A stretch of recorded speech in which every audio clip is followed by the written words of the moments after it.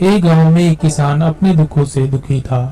किसी ने उस किसान को बताया कि तुम अपने दुखों के समाधान के लिए बुद्ध की शरण में जाओ, वो तुम्हारे सभी दुखों का समाधान कर देंगे। ये सुनकर वह किसान बुद्ध की शरण चल पड़ा।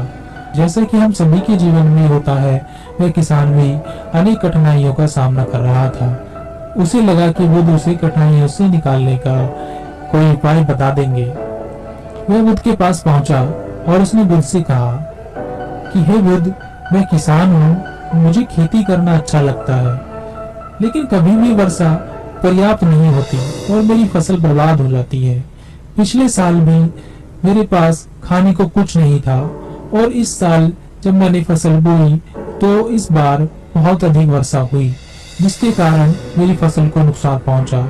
अभी भी मेरे पास खाने को पर्याप्त नहीं है। बुद्ध उसकी बात शांतिपूर्वक सुनते रहे। किसान ने कहा, मैं विवाहित हूँ, मेरी पत्नी मेरा ध्यान रखती है, मैं उससे प्रेम करता हूँ, लेकिन कभी कभी वह मुझे परेशान भी कर देती है। कभी मुझे लगता है कि मैं उससे उकता गया हूँ और कभी मुझे लगता है कि वह मेरे जीवन में ना होती तो अच्छा होता। मेरे बच्चे भी हैं, वो भले हैं, पर कभी कभी वो मेरी अवज्ञा कर देते हैं और कभी तो वो मेरी बात नहीं मानते, तो मुझे ऐसा लगता है कि मानो वो मेरे बच्चे ही ना हो।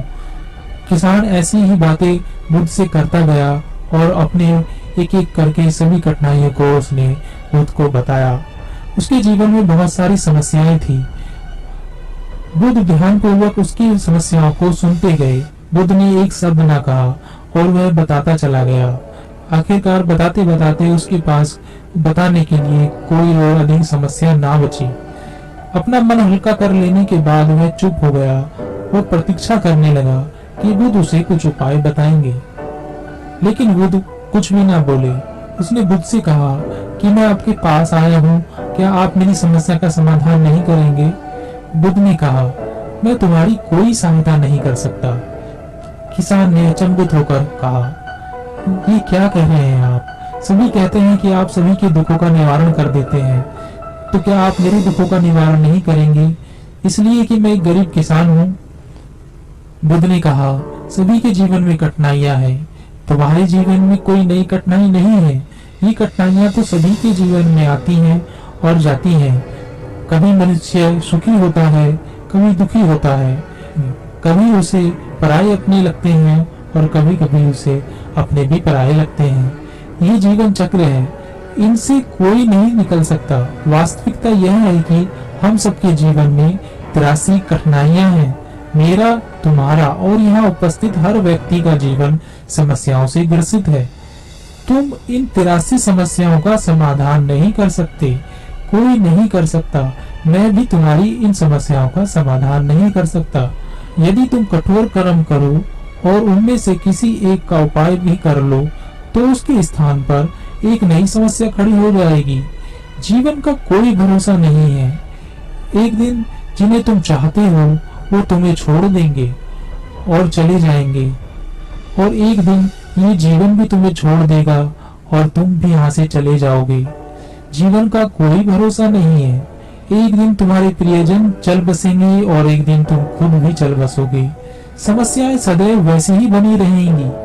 आज भी वैसे ही समस्याएं हैं जैसे कि 100 साल पहले थी या 1000 साल पहले थी। समस्याएं जस की तस ही रहेंगी और इन समस्याओं का कोई कुछ उपाय नहीं कर सकता है। किसान क्रोधित हो गया। वो बोला, सब कहते हैं कि आप महात्मा हो। मैं यहाँ इस आस में आया था कि आप मेरी कुछ सहायता करोगे। अगर आप मेरी समस्याओं का समाधान ही नहीं कर सकते तो मेरा आना यहाँ व्यर्थ हुआ। सभी लोग झूठ बोलते हैं कि आप सभी का समस्याओं का समाधान करते हैं। आपने तो मेरी एक भी समस्या का समाधान ना किया। आपसे भले तो वो महात्मा हैं जो मेरे घर 2 वर्ष पहले आए थे। उन्होंने मेरे से यज्ञ कराया, दान दक्षिणा करवाई और मेरे मन को अपार शांति मिली और कुछ समय के लिए सुख भी आया, कुछ दुख भी कम हुए। लेकिन आपने तो मेरी किसी भी समस्या का समाधान ना किया। आपने तो सीधा मुझे मना कर दिया।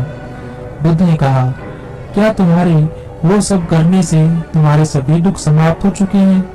क्या तुम आज उनसे भी कहीं अधिक दुखों में नहीं पड़े हो? ये दुख कभी समाप्त नहीं होने वाले।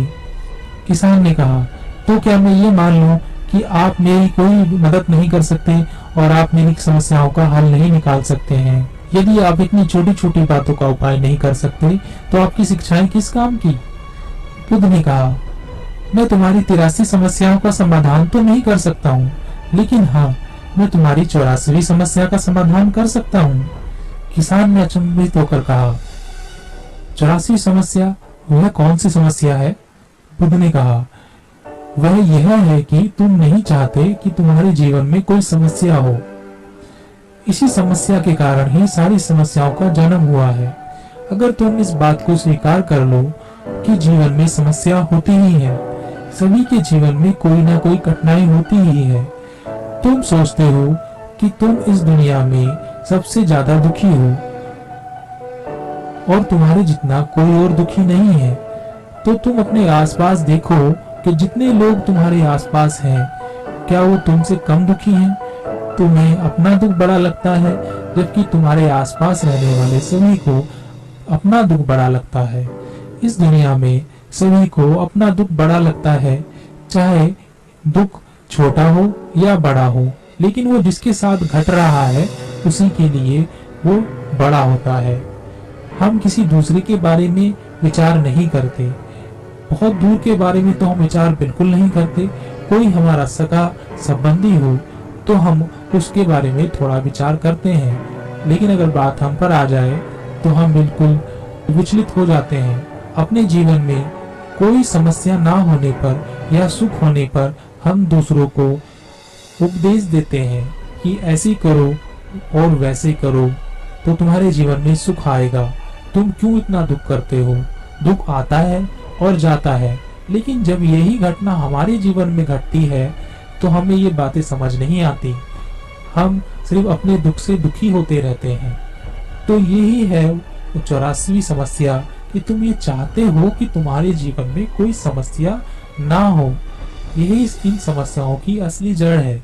अगर तुम ध्यानपूर्वक देखोगे और समझोगे कि जीवन दुखों से और सुखों से हर प्रकार से भरा हुआ है, इसको तुम कभी नहीं बदल सकते।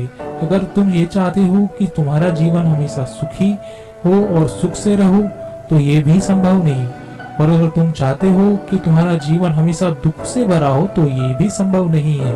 अगर तुम ये चाहते हो कि तुम सुख और दुख से ऊपर उठ सको तो ये संभव है। सुख और दुख को आने से हम रोक नहीं सकते, लेकिन सुख और दुख का हम पे कोई प्रभाव ना हो ऐसी व्यवस्था हम कर सकते हैं। तो मैं तुम्हारी 84वीं समस्या का समाधान कर सकता हूँ, बाकी 83 समस्याओं का समाधान मेरे हाथ में नहीं है। अगर तुम चाहते हो कि तुम्हारी जीवन में कोई समस्या ना हो तो तुम्हें इस बात को समझना होगा कि जीवन में समस्याएं आती ही हैं, हमें उनसे विचलित नहीं होना चाहिए।